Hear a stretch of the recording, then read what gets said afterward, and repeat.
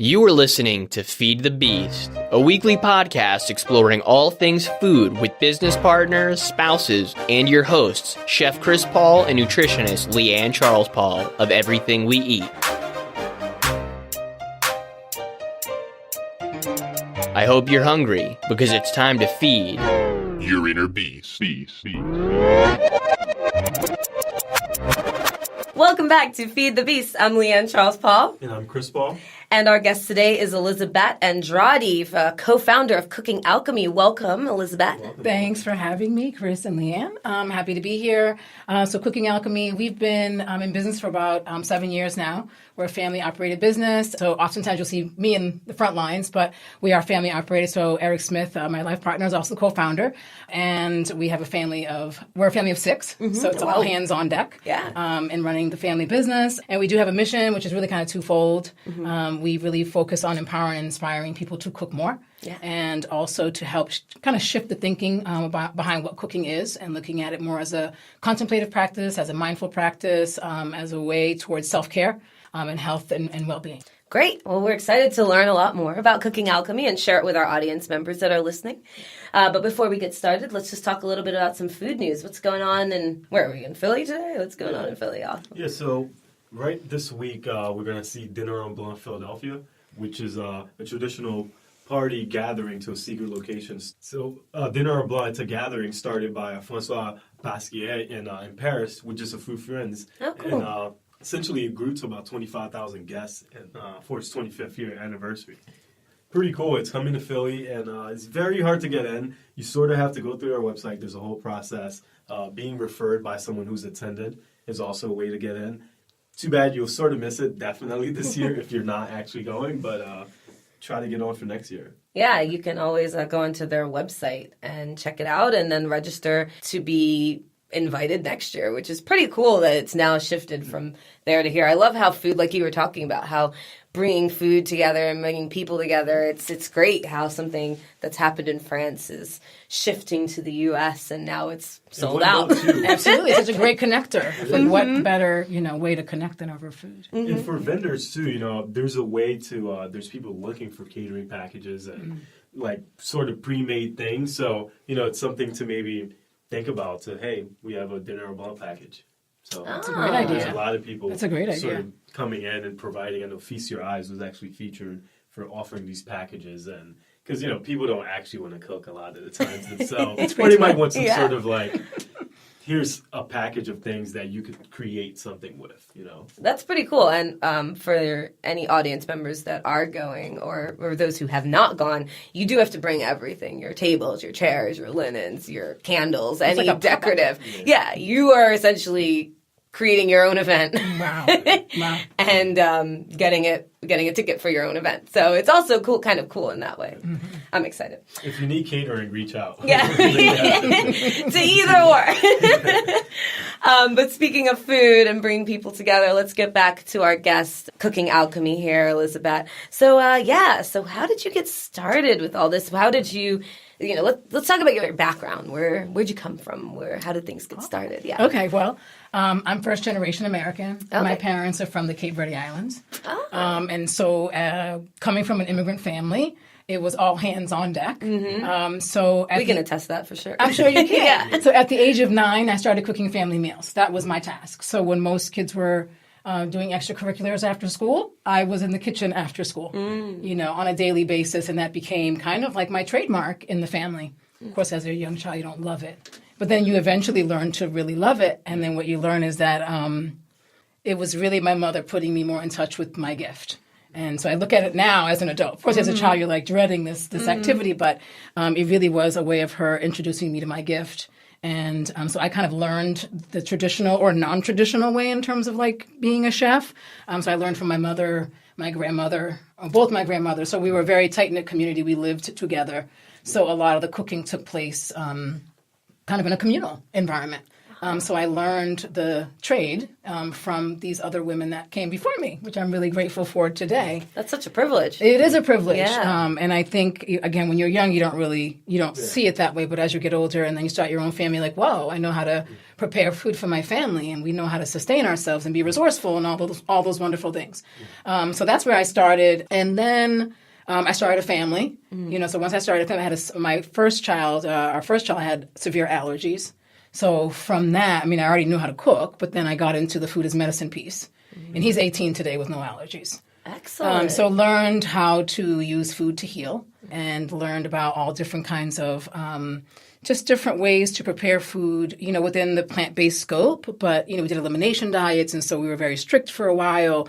And now, then we kind of don't have to be strict anymore because, you've resolved some of those issues. So again, learned about healing with food. I'm sorry to cut you off there. That's a really important piece that you just said right there.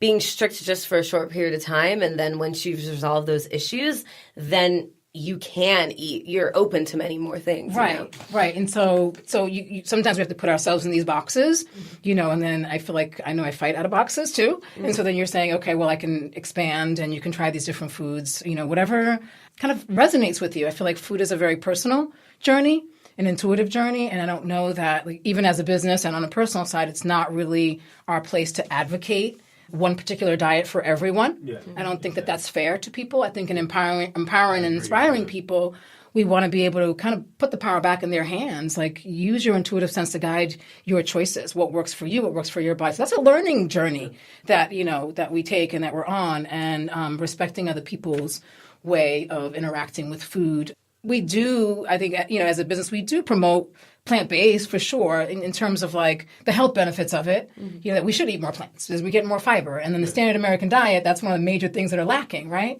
is fiber. So there's a way to encourage people to consider it and show them ways to prepare it and ways to kind of do it differently, but not necessarily have to change your lifestyle to do that. Exactly. How to infuse that into your lifestyle, rather. So just to circle back real quick,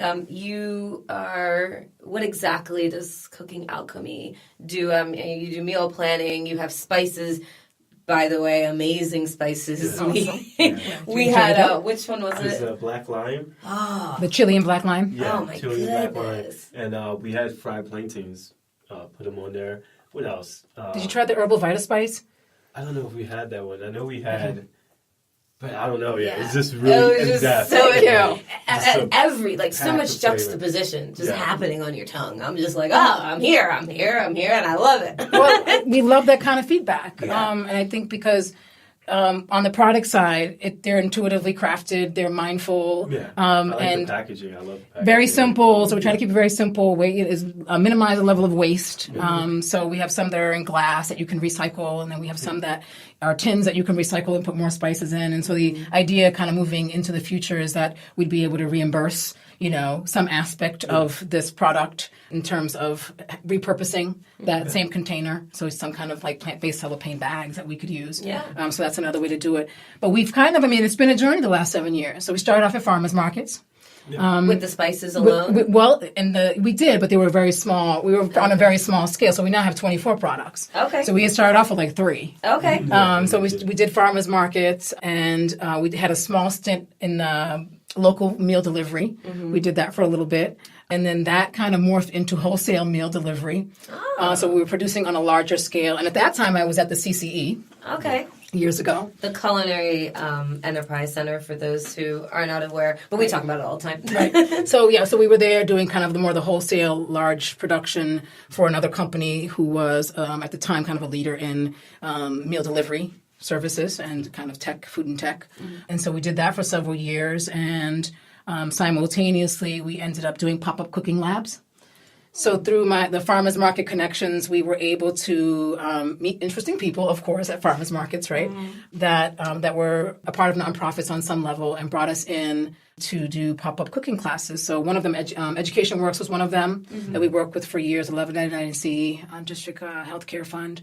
So what they would do is they would consult with us to create 8 to 10 week programs.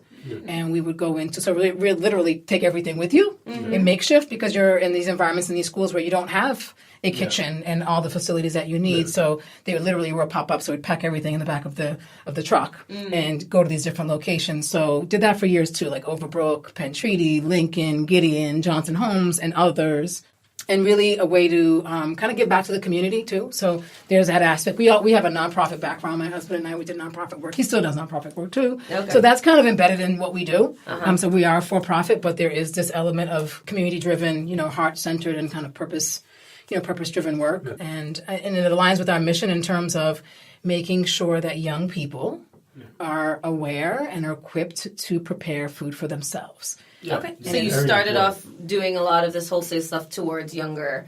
Right. So middle schoolers, high schoolers, and then we linked with the free library. So we do a lot of classes with them. We've done classes at Cook. And those are kind of not really hands-on, but more like demos. And people get to eat and enjoy food, and you get to talk about food in the process. So a combination of those things have gone on over the course of 7 years. And you fast forward now, we're along the lines of still empowering and hopefully inspiring people to cook more at home, and hands-on classes, demos, and such. And then, of course, we have the product line that expanded. Yeah, let's see. You brought some stuff. It did. And so the way this happened was, along with culinary entrepreneurship, ended up in a beautiful box, by the way. Working. Yes. Why, thank you so much. I worked as a nutrition educator too, and so I got really, a better sense of the work-life challenge that many of us have.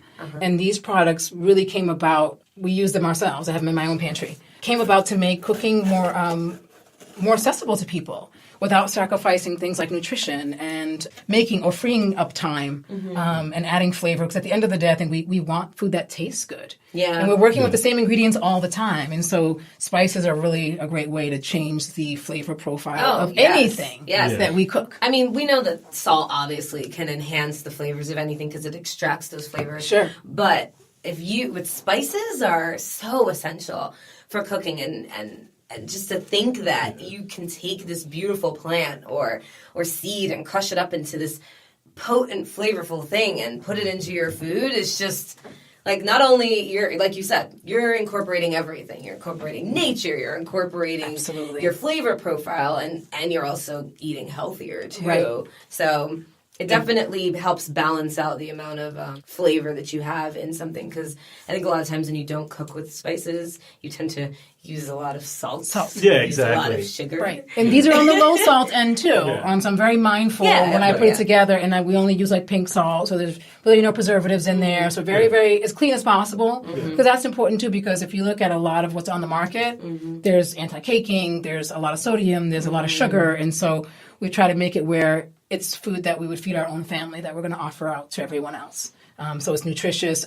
Definitely along the lines of functional food, so beyond basic nutrition. So for instance, I know with like chili and lime, I use the whole lime. So you're dealing with the skin, you're dealing with everything, which is going to give you even more fiber. Did you dehydrate it? They're dehydrated. They're dehydrated, and then you grind them up, and you get this like fantastic black pungent powder. Oh, whoa. So, so we're definitely really mindful of, how we're putting these ingredients together and how they work together. And this one, for instance, in the herbal nutrition spice, this is one of the very first ones I created many, many moons ago. That one has hemp seeds and sesame seeds, so you're having protein, you're having calcium, so you're having other nutrients in the spices. In a spice blend. So they are really functional food. They're not just...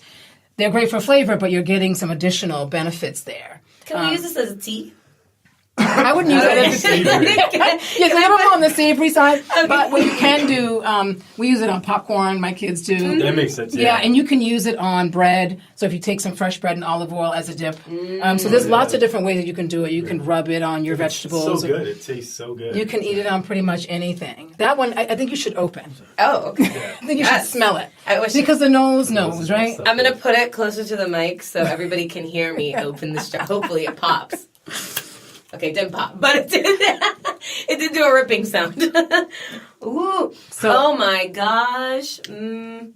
So that is like, so the pastes that we offer are very much like concentrates, right? So there's spices and there's fat and there, healthy fats, olive oil, there's apple cider vinegar or some kind of citrus like lime or lemon. And so we have a variety of those. That one is the most popular, we think. And so that's the one we're really kind of soft launching. And it's great for right now. You can rub your, whatever protein you like, whatever tofu, whatever you like. And it even coats beans, it evenly. it coats it really nicely. Or you can even, I know I've used it in, no, I didn't use it, I had a friend use it and make black bean burgers. And just take a spoonful of it and mix it into your batter. Great for grains. So just to add flavor. And then again, you're having the functional food aspect, so the apple cider vinegar and the citrus juices. Now, you really offer nice. these items online as well, right? So We you can do. just go and order. You can order them online, so cookingalchemy.com. We do have an online shop where you'll find all of the products.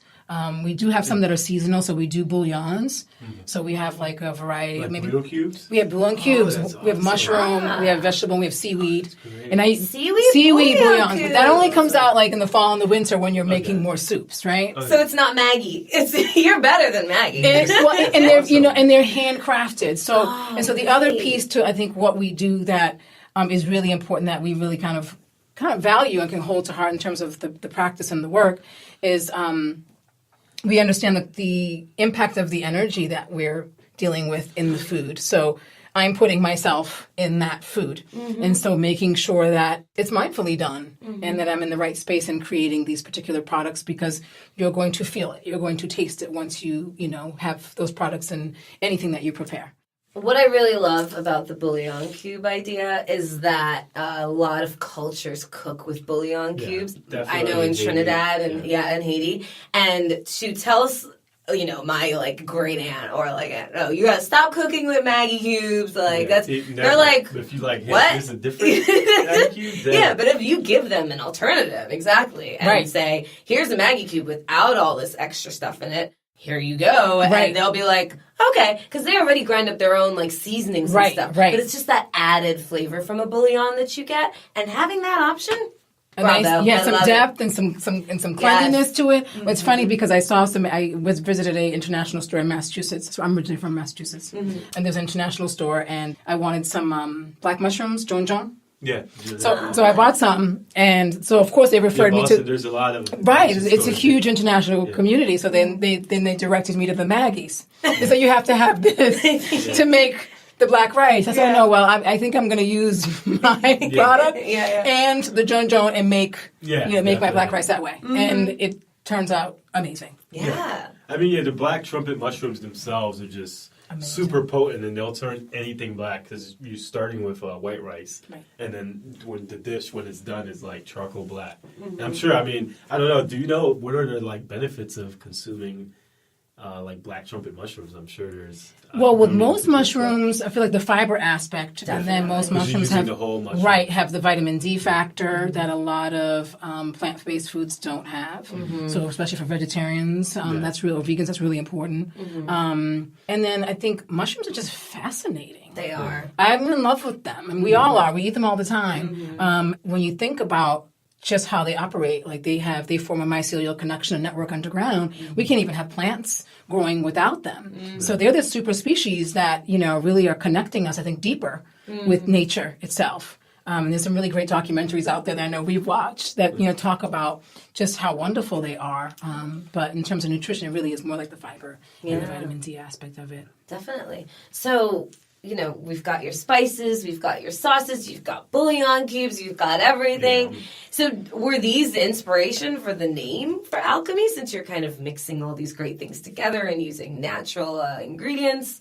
Well, that's definitely part of it. Okay. And so when we incorporated back in 2011, so Earth Element Foods and Products is how we incorporated. But, throughout the journey, so some years in, once we're crafting more and kind of learning about ourselves and the process, we filed the DBA to call the business Cooking Alchemy. So really, that's really kind of what it's known as today.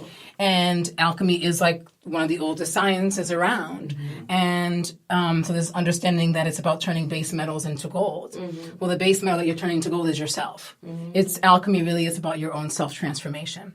So cooking really is, so that's what I had mentioned, like it's a twofold mission for us. So shifting the mindset behind what this is that's going on in the kitchen. So whether it's in the universe or in your kitchen, it's alchemy. And so we are we're not only transforming ingredients, but we're transforming ourselves through the process.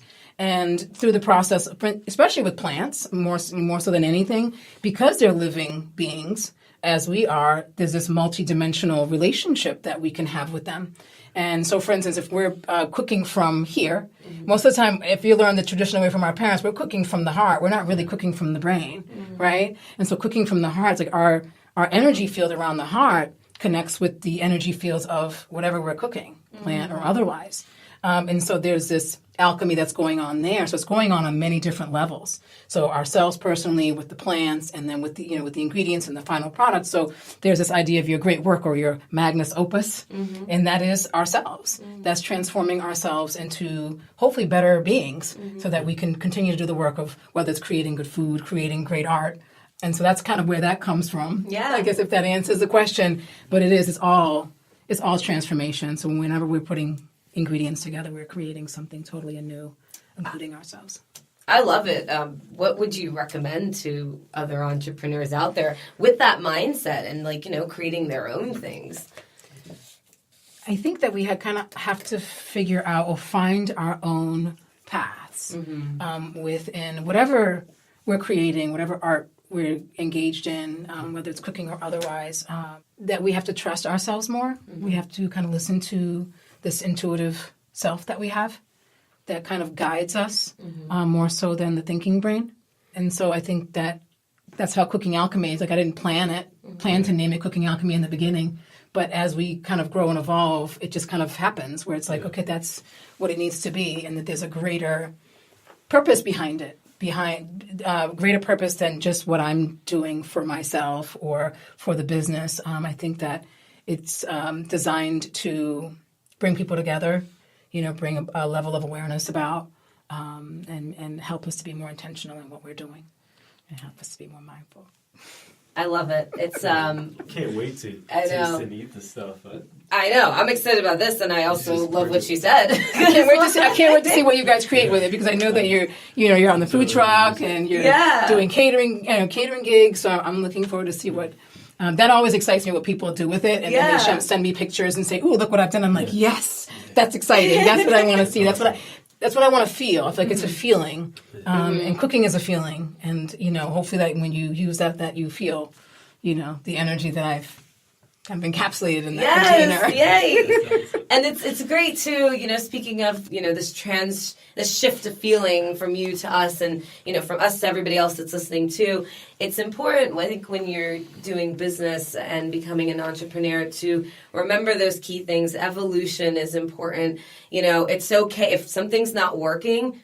Change it up. It's okay. Right. I mean, don't go changing your menu after one person tells you, well, I wish you had hot dogs. Right. Now you're like, I gotta put hot dogs. Everybody wants hot dogs. No, I mean, obviously be mindful about it. Right. But evolution and, being what's inside is really important.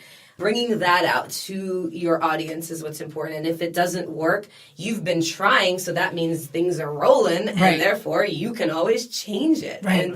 And that's the thing. I think sometimes a lot of people get stuck in the mindset that we need to stay in one thing. Like, you had Earth's elements and products. Yeah. And it was, it's okay to change the name, and people will still look. People really love Cooking Alchemy, so it worked. Right.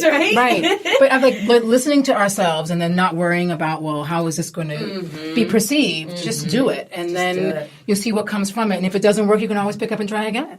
Thank you for all your inspiring words. And where do we find you? So your website, I guess, Instagram, and we're on Instagram at Cooking Alchemist, and then on our website is cookingalchemy.com.